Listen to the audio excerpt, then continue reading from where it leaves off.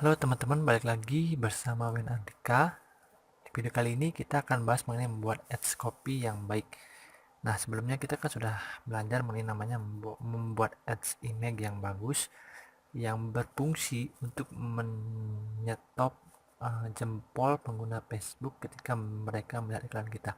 Nah, selanjutnya selain gambar yang bagus, kita juga membutuhkan namanya penawaran atau ads copy yang bagus. Fungsi dari ads copy adalah untuk membuat orang bertindak terhadap iklan kita. Bertindaknya seperti apa? Bisa komen, bisa klik, dan bisa juga beli. Nah, di tiga itu dipengaruhi oleh yang namanya ads copy. Oke, tentu saja setiap tipe bisnis ads copy-nya beda-beda begitu ya. Tetapi rumusnya itu sebenarnya semuanya sama saja. Nah, untuk membuat ads copy ini saya harap teman-teman lebih banyak belajar yang namanya copywriting. Copywriting itu uh, sangat membantu sekali ketika kita akan membuat ads copy. Untuk copywriting sendiri, teman-teman bisa belajar dari bukunya Kang Dewa, Kaprayoga, itu mahir copywriting. Saya juga banyak belajar dari buku tersebut. Nah, sebenarnya ada banyak rumus copywriting, tapi untuk Facebook Ads saya ringkas jadi beberapa saja yang biar nggak terlalu panjang. Gitu. Oke, kurang lebih rumusnya itu adalah seperti ini ya. Contohnya kita akan mempromosikan sebuah jasa tour and travel di Bali begitu. Ini cuma sebuah contoh. Jadi rumusnya itu ada tiga teman-teman, ada headline, ada penawaran, dan juga ada call to action. Headline itu fungsinya adalah menarik perhatian. Headline itu adalah sebuah tulisan yang paling atas. Itu namanya headline.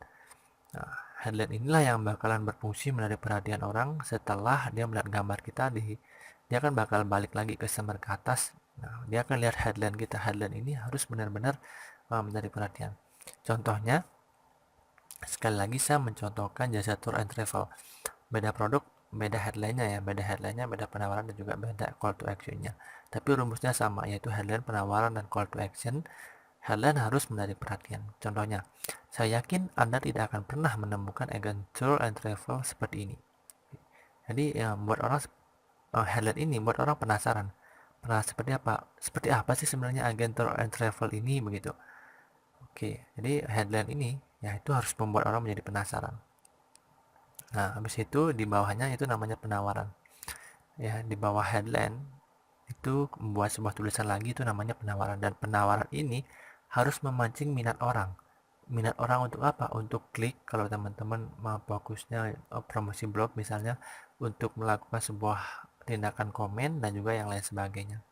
Contohkan, bayangkan jika dengan uang 400.000 saja Anda bisa keliling Bali sepuasnya dengan didampingi oleh supir yang ramah dan berpengalaman, armada yang nyaman, pelayanan yang sangat memanjakan, plus bonus kupon voucher yang Anda dapatkan setelah selesai keliling. Dan penawaran ini tidak kami berikan setiap saat, khusus untuk Anda yang beruntung. Jadi buat orang tuh minatnya, wah kayaknya asik banget nih, cuman dengan uang 400.000 kita bisa keliling Bali. Ini cuma contoh ya, keliling Bali. Habis itu armadanya nyaman dan juga supirnya bagus. Udah selesai keliling dikasih bonus, yaitu berupa voucher.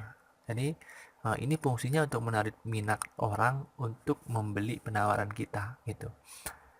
Habis itu terakhir call to action, langsung dicecer mereka untuk melakukan tindakan sekarang di call to action ini. Tindakannya apa? Bisa add WA, habis itu klik ke website, habis itu komen. Ini contohnya adalah pesan melalui SMS atau WA. Saya pikir saya hanya akan, bukan saya pikir, harusnya kami pikir kami hanya akan memberikan kupon voucher untuk Anda yang memesan jasa kami hari ini. Silahkan Anda pesan melalui nomor telepon ini. Ingat, hanya untuk Anda yang memesan jasa kami hari ini. Jadi call to action ini memberikan sebuah penekanan agar orang melakukan tindakan sekarang juga. Tindakannya apa? Ya kalau di contoh ini dia melakukan pemesanan sekarang juga. Tapi kalau di produk-produk yang lain ya itu disesuaikan nama produk yang teman-teman buat. Intinya rumusnya ada tiga, yaitu urutannya ada headline, ada penawaran, dan juga ada call to action. Jadi kalau teman-teman contohnya buat misalnya promosi sebuah artikel blog misalnya mengenai apa ya, cara mengecilkan perut misalnya ya, dibuat headline-nya yang menarik. Nggak nyangka misalnya cuman minum jus ini 7 hari perut kempes. Nah itu kan headline-nya bikin penasaran. Habis itu buat penawaran, yang mancing orang misalnya.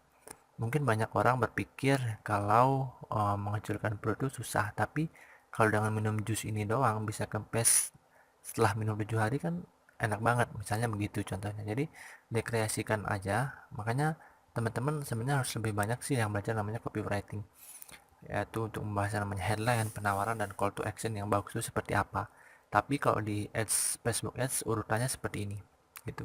Nanti uh, saya akan memberikan sebuah bonus mengenai bagaimana cara promosi produk-produk tertentu. Nah, di sana akan banyak contoh-contoh copywriting yang saya buat yang teman-teman bisa pelajari. Jadi teman-teman yang udah beli di masa promo kemarin beruntung banget karena bisa dapat contoh-contoh copywriting yang bakal saya buat yang membuat teman-teman lebih mudah memahami rumus-rumus ini.